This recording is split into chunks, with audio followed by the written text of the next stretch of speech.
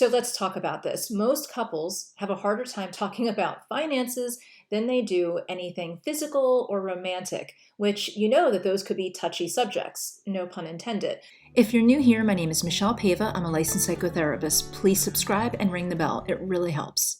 But honestly, finances are a really personal topic because a lot of times people feel like they're not good enough when it comes to finances, and they feel it means that they are not good enough, that they are not of value, not just that they might be struggling with money. So it becomes very, very personal, and really a lot of people take it as a reflection on their psyche, on who they are. So first of all, this is sobering. Over 40% of couples hide money from each other at some point in the relationship. And that is only the people that owned up to it in surveys. So the number's probably more like 50%, even maybe 60%.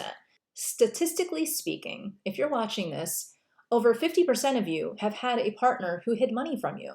It's very, very common to withhold money, to hide money, to withhold financial information from the other partner. Sometimes it would be considered something that I would say is more financial infidelity. Sometimes it is just something that you need to do. So let's talk about some of the reasons why someone might be doing that. This is the number one reason why people argue in relationships and why there's turmoil in relationships. It really comes down to money and self-value connected with that.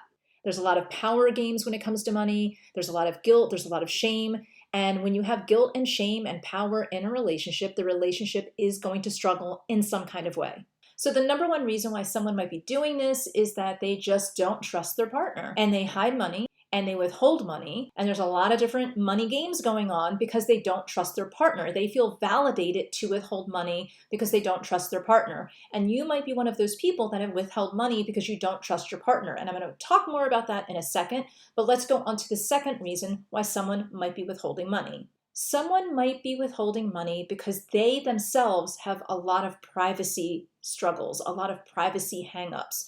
So if there's someone who likes to keep as much of their life private as possible, they might not talk about money, they might not share much about money in their relationship, they might be really keeping their money under lock and key, and it's really about them. Sometimes it's not about not trusting the other partner, it's just something that they have learned for whatever reason. They just like to keep it really private. That can become an issue, and that is also symbolic of the amount of privacy and secrecy that they might have in the relationship, which isn't a good thing. Some people just hold on to their money and hide money because they always feel like, well, what if this relationship breaks up? I need to have fallback money. And they withhold money for that reason. Now, I know a lot of you are thinking that that's a really good reason to withhold money, but hear me out on that later on because we're going to talk about why it's not maybe a good idea. But there are definitely people who withhold money because they feel like it's something that they need to fall back on. It's kind of a security blanket. There are people who will hold on to their money because they definitely feel like their partner is very irresponsible. If they see a pattern of irresponsibility, they might just feel like there's no way they're going to let their partner even know what they have because their partner is going to blow through it. And some people just like to keep money private because that's their fun money. Maybe they just want money on the side because they don't want to even burden their partner with, hey, we have this money together and I want to take some out to go out with guys, girls, whatever. There's people that just keep money on the side for themselves for fun. Now, I'm going to tell you why all of these are not a good idea in a relationship and how they can really break down the relationship. So let's talk about this. I am all for a couple having transparency. So if you each have a fun money account, or even one of you has another account that's just for fun, and you know about it, that's really different than having secret accounts.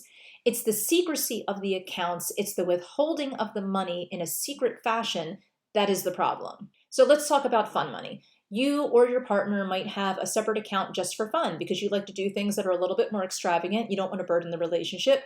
And if it's open and transparent, that's fine. If your partner deems you as irresponsible, or you deem your partner as irresponsible and you have money hiding, you are actually the one that might be irresponsible because you're being secretive and you're not being truthful in the relationship. So if you can't be truthful about everything in the relationship, what can you be truthful about? Some people have money in a nest egg just to fall back on in case they have to leave. It's kind of their get out of jail free money. And that's not a good idea unless they're in a situation that's abusive and it's escape money. Now, if you want to have an account that's on the side, just that you're going to be transparent about, that's okay. But I wouldn't necessarily say that this is the money that you're using for when you inevitably leave that person. I don't think that's going to really help the relationship.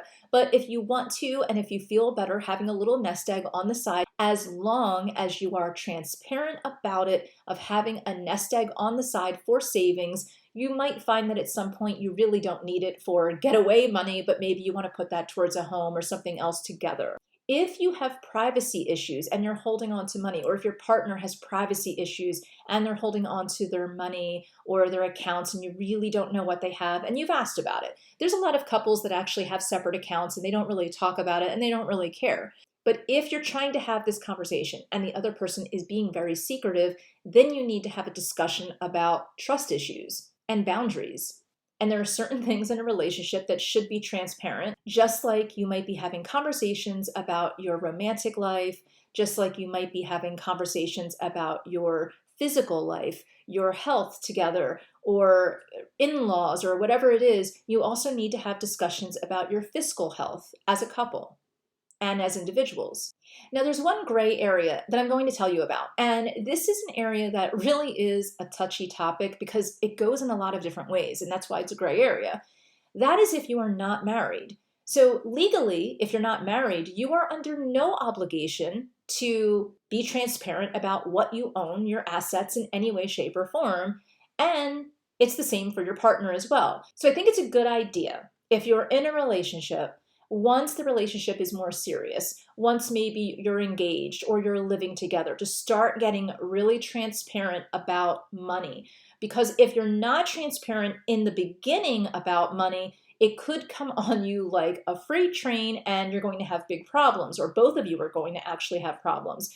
But if you're living together in a partnership of any sort, understand that you're usually under no obligation to share anything about your assets, including your fiscal health. So I think it's important to begin to have these conversations before you move in together, because you don't want it to be like you're not talking about it, you're not talking about it. Then all of a sudden it becomes a taboo topic.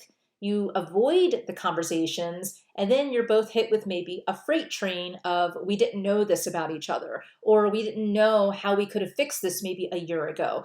Now, when you are in a relationship, most of the time, even if you're living together, most of the time legally, but you have to check with your individual states and countries, wherever you are, most of the time, if you're living together and you're not married, you are under no obligation to share your assets or to disclose your assets. So even if there's a breakup, oh well, that's just the way it is. So you have to understand that if you're living together, there are not a lot of laws in place to protect you. This is a little bit different if you're married. Now, if you're married, if you go to get a divorce, in most states, you're going to have to disclose everything that you have, every asset that you have, even if you've been hiding it. So that's going to come out. In a lot of ways, you're going to be struggling, even if you're saving, even if you're doing everything fiscally healthy, because your partner is not. And it's going to feel like there's a lot of friction, and you might begin to resent that person. And if you are the person that might be overspending or having a struggle, or maybe you're feeling guilt because you're not bringing in as much or any of the income, and there's struggles in the relationship, you need to have these conversations, because it can be really scary when you feel like you don't have anything, or when you feel like you have to protect yourself from the person that you love and the person that you are supposed to be spending your life with. So if there's any kind of hidden money or any kind of money shame or money trust issues happening in your relationship, you definitely need to have these conversations. Okay, I have another video for you on why couples should have some separate accounts. I have free resources below, so please check the description, and I hope to talk to you soon.